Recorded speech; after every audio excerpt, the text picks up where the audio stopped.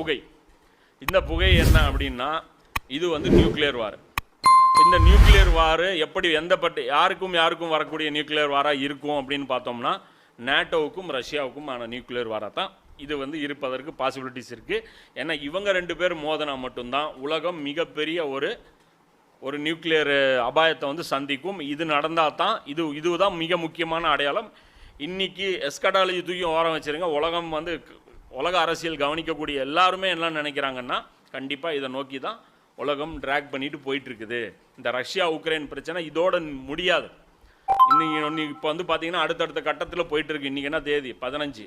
நேற்று 14ஆம் தேதி 13ஆம் தேதி ஒரு மீட்டிங்லாம் நடந்தது. என்ன அப்படின்னா, ஃப்ரான்ஸு பிரிட்டன் இவங்க 2 பேருமே ஒரு பேச்சுவார்த்தை நடத்தி என்ன முடிவு எடுக்கிறாங்க.